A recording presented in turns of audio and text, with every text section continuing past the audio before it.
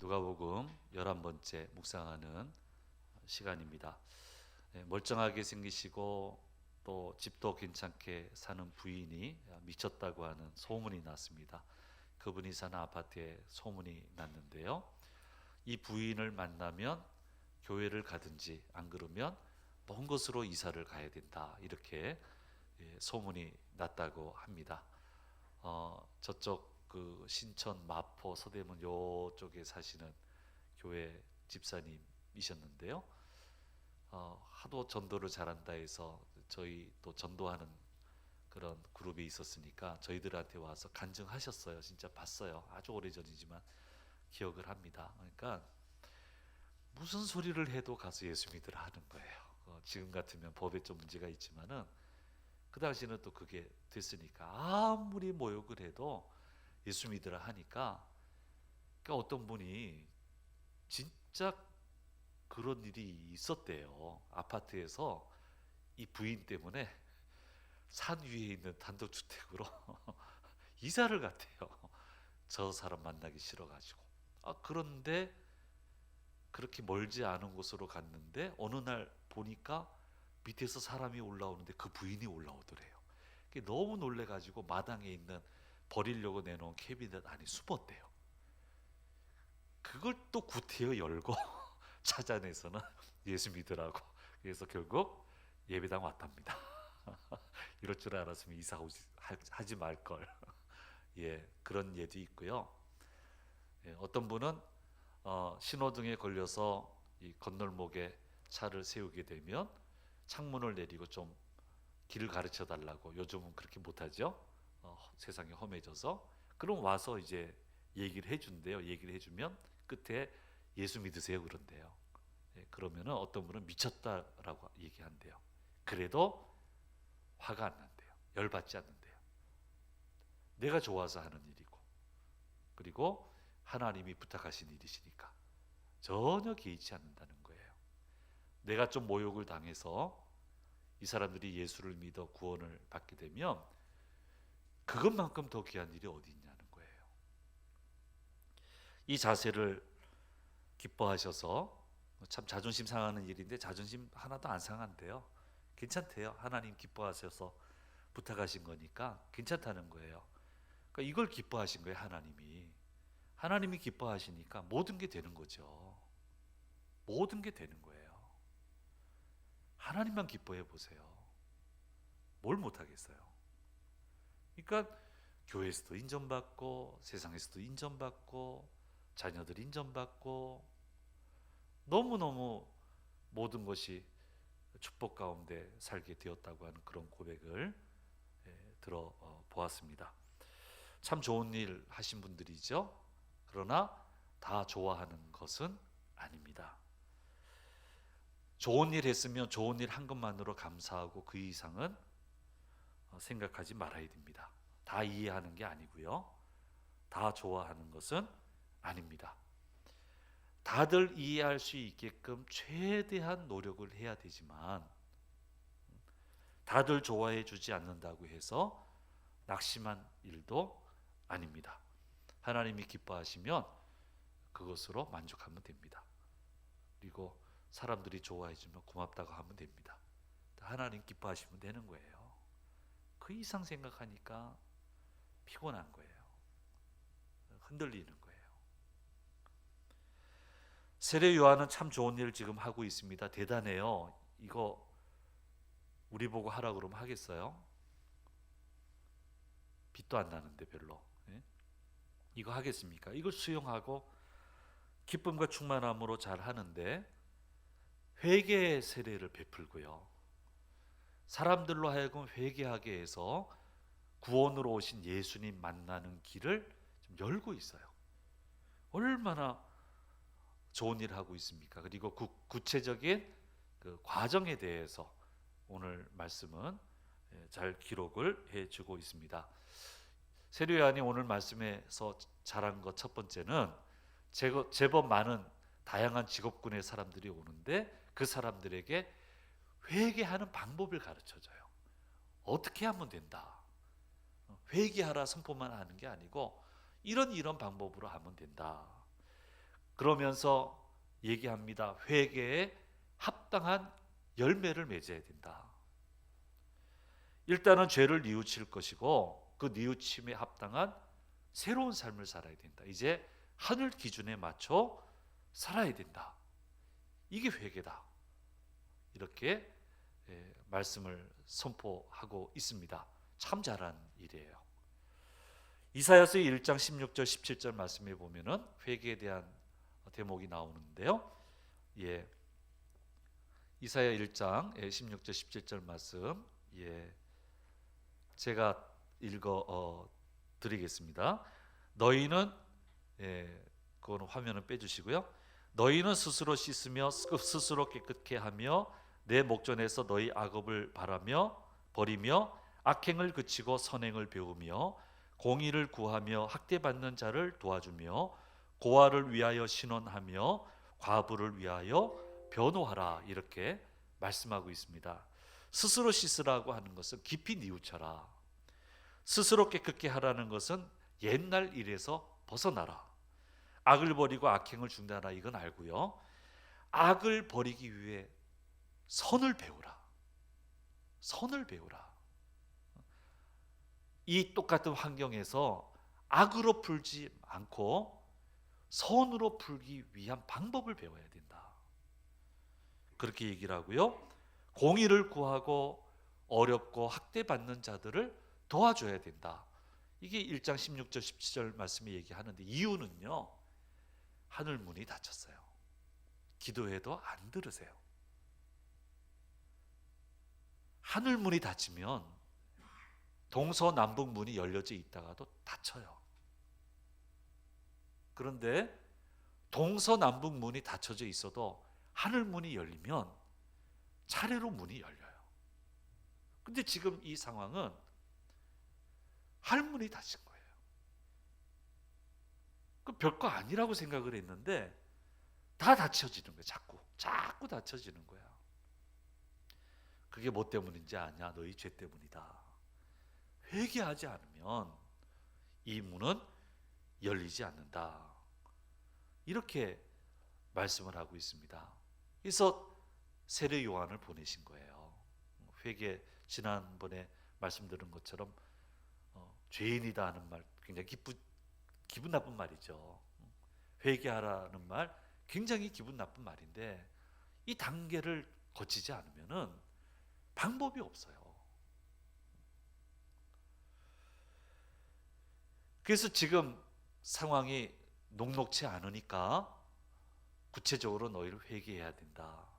잘못한 거 인정하고 잘못된 방식을 다 내려놓고 잘못 취한 거 있으면 돌려주고 이렇게 해서 하늘 기준에 맞춰서 살게 될 때 구원의 주님을 만날 수 있게 된다. 이렇게 얘기를 하고 있습니다. 그러면서 8절 9절 말씀에 아주 중요한 얘기를 하죠.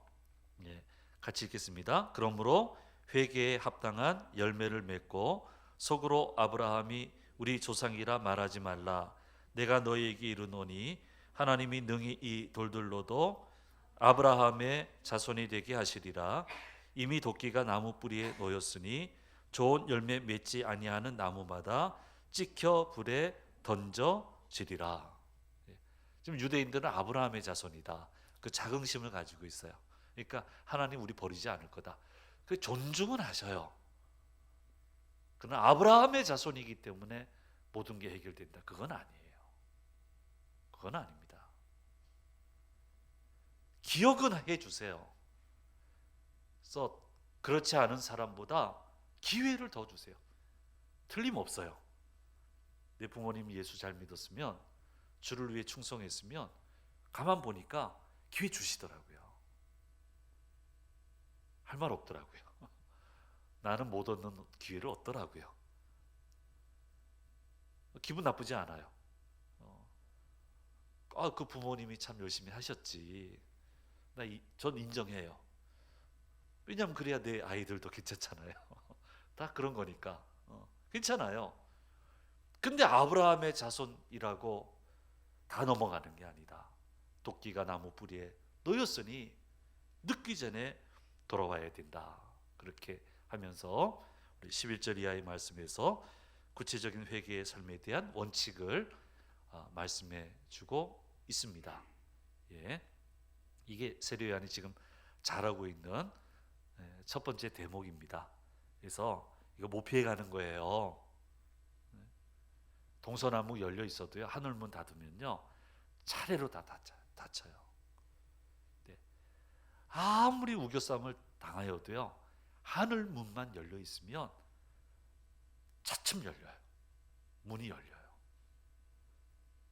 근데 회개 안 하겠어요? 이 문제를 해결 안 하겠어요? 그래서 이걸 우리가 꼭 기억을 해야 됩니다. 이 세례 요한이 통해서 우리에게 주시는 귀한 말씀이죠.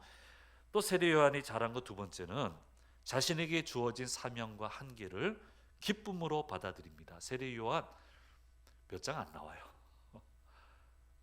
참 그냥 태어났다, 빈들에 있었다, 회개의 세례를 전파했다, 세례 줬다, 뭐 이 정도 말하고는 곧바로 미움받아서 옥에 갇히고, 그리고 인생이 끝나요. 주에 대해서 한 말은 오늘 16절 말씀에, 이게 핵심이에요. 16절 말씀, 16절 말씀 같이 읽겠습니다. 요한이 모든 사람에게 대답하여 이르되 나는 물론 너희에게 세례를 베풀거니와 나보다 능력이 많으신 이가 오시나니 나는 그의 신발끈 풀기도 감당하지 못하겠노라. 그는 성령과 불로 너희에게 세례를 베풀 것이요. 이런 말 외에는 안 해요. 그리고 그냥 옥에 갇혀요. 이게 뭔가 싶어요. 이게 뭔가 싶어. 근데 바로 이 대목에서 주님은 내 삶은, 내 사명은 여기까지다 하신 거예요. 근데 세례 요한은 알겠습니다 하는 거예요. 이게 뭐예요, 이게? 좀 폼 있게 사역도 못하고. 근데 알겠습니다 했는데 더 기가 막힌 것은 예수님이 나중에 평가를 합니다. 여자가 낳은 자 중에 세례 요한보다 큰 자가 없다. 오리라 한 엘리야는 바로 이 자다. 완전히 어마어마한 말씀을 하세요. 우리로 볼 때는 이게 뭐냐 싶은데, 다윗은 주의 전을 짓고 싶었습니다. 그런데 주님은 넌 안 된다 했어요. 너 피 많이 흘렸잖아. 근데 자기가 잘못해서 흘린 피도 있는데 대부분 하나님 맡기신 일 하다가 피 흘렸거든요.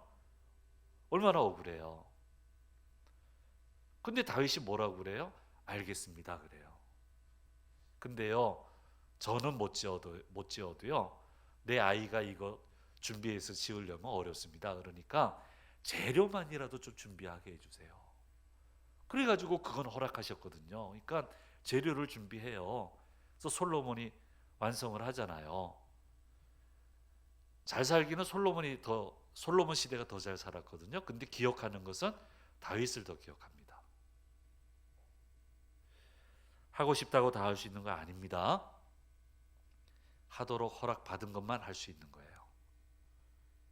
그런데 그것만 했다고 해서 그것이 작은 일은 결코 아닙니다. 하나님이 부탁하신 일은 작은 일이 없어요. 한 달란트도 충분하고, 두 달란트도 충분하고, 5달란트도 충분해요. 종종 봅니다. 이렇게 같이 생활했던 분들도 낙심해하는 분들이 있어요. 근데 그분들한테 한 얘기가 있어요. 당신이 지금 하는 일이 작은 일이냐고.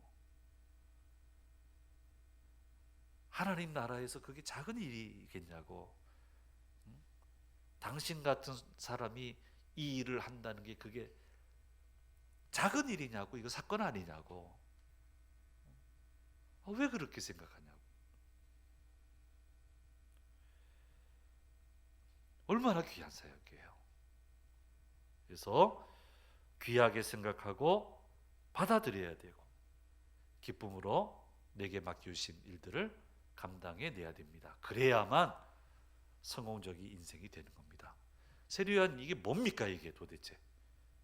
폼나게 태어났는데, 폼나게 태어나고 폼나게 광야에서 있다가 본격적으로 뭐 한번 해보려고 하는데 조금 뭐 하더니 그냥 옥에 갇혀버리고 그냥 순교당하고, 그게 괜찮잖아요. 인생이 괜찮잖아요. 하나님 괜찮게 여기시잖아요. 그래서 참 이게 세례요한이 잘한 거다. 성령님이 물론 감동을 주셨겠지만 참 잘한 거다. 그래서 잘해야 됩니다. 성공적인 인생 살려면 잘해야 됩니다. 우리 오늘 오신 분들 잘하는 은혜가 저도 마찬가지고 여러분에게도 임하게 되기를 간절히 소망합니다. 결코 작은 일 아닙니다. 세례 요한에 대해서 발견할 수 있는 이제 세 번째 대목은 옥에 갇히는 거예요. 회개하라고 참 멋진 일을 했는데 그게 또 싫은 사람이 있어요. 헤롯이 싫은 거예요. 헤로디아 일도 잘못했고 그 외에 잘못한 것도 있고, 그거 막 잘못했다고 하니까 싫은 거죠. 그리고 힘은 자기가 가지고 있으니까. 그래서 죄를 더해 가지고 이제 옥에 가두게 된다. 그래서 다 좋아하는 건 아니에요. 항상 염두에 둬야 되는 거예요. 오늘 본문 말씀 말미 부분에 예수님이 세례를 받으시는 장면이 나옵니다. 누가 복음을 읽는 독자들의 또 한 계층은 로마의 고급 관원들이에요. 세례 요한은 억울하게 옥살이를 하게 되고 처형을 당하게 되지만 이건 우리들 관점이고요. 로마 통치자의 관점에서 보면은 감히 어디 도전해요? 그렇잖아요. 감히 어디에 식민지 백성이 어디 감히 총독한테 덤벼요. 그러니까 관점이 다를 수 있단 말이에요. 그러니까 이거를 염려한 거예요. 그래서 예수님의 독보적인 존재성을 부각시키고 세례 요한과의 관련성을 약간 떨어뜨려요. 복음이 효율적으로 전파되기 위해서 없는 말만 지어낸 게 아니고 좀 분리를 좀 시킵니다. 예수님의 메시아성을 강조하기 위해서 다양한 방법을 쓰는데 요한의 투옥 후에 예수님의 세례받는 이야기가 나오는데 세례 요한의 이름은 빼놔요. 그래서 연관성을 좀, 원래 그 전에 있었던 일이죠. 근데 이렇게 해놓고요. 성령이 비둘기 같은 형태로 강림하시고 하나님의 직접적인 말씀이 선포되었다. 이렇게 기록을 합니다. 22절 말씀에 이는 내 사랑하는 아들이라 내가 너를 기뻐하노라. 이렇게 하고는 이어서 그 다음 장으로 가면은 족보를 얘기하면서 그 족보를 하나님에게까지 연결을 시킵니다. 그래서 예수님의 하나님의 아들 되심, 메시아이심에 대해서 강조하고 있는 것을 보게 됩니다. 이렇게 이제 구조가 되어 있고요. 여기서 우리가 주목해야 될 부분은 예수님이 세례를 받으셨다는 대목이에요. 굳이 받지 않으셔도 되지만 해야만 되는 절차이기 때문에 하나하나 수용하시고 차근차근 그 단계를 밟아 구원의 역사를 이루셨다고 하는 것을 우리는 기억을 해야 됩니다. 예수님은 예외가 없으셨어요. 군사용어로 하면 열애가 없다고 얘기할 수 있어요. 죄는 안 지으셨으니까 회개하고는 상관이 없지만 그 외의 모든 영역은 순서를 거쳐가세요. 차근차근 거쳐가세요. 자꾸 예외적으로 저를 대해주세요. 자꾸 특별 대우해 주세요. 이러면 안 됩니다 라고 원고를 썼다가 아니야, 특별 대우심 좋잖아. 좋잖아요. 저도 원하고 하나님 좀 특별 대우 해주면 안 되나. 그러니까 해주시면 참 좋은데 특별 대우 해주시면 참 좋겠는데 예외로 좀 해주시면 좋겠는데 십자가 구원을 받은 것만으로 이미 특별한 축복은 받았다 그렇게 생각하고 끝내는 게 좋습니다. 그게 좋습니다. 내가 구원받은 게 이게 보통 사건입니까? 교회 오니까 다 예수 믿는 거지. 나가보세요. 몇 프로나 되세요? 몇 명이나 되세요? 이게 보통 사건입니까? 대단한 특별한 은혜를 주셨어요. 특별히 천국으로 들어갈 수 있는 티켓을 주셨어요. 사실 이걸로 족하지요. 하지만 더 큰 은혜를 구하긴 구하죠. 저도 구하죠. 어쩔 수 없죠. 그러나 좀 그렇게 구한다고 하더라도 우선은 주어진 절차를 제대로 밟는다고 하는 신앙적 결단과 각오를 해야 됩니다. 없는 데서 이루지 않으세요. 보통 성경을 보면 여러 분들의 간증서를 보면 큰 일을 이루시기 전에 작은 것부터 트레이닝을 하시더라고요. 단계를 밟아야 돼. 네. 자꾸 피해가. 순종할 타이밍도 순종 안 하고, 헌신할 타이밍에 헌신 안 하고 자꾸 피해가. 그러면서 날 믿어주세요. 어떻게 믿어요?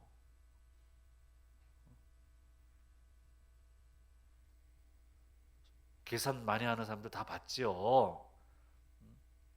지금은 이렇게 대강 하다가 나중에 열심히 하면 될 거다 계산했죠. 하나님이 안 속으세요.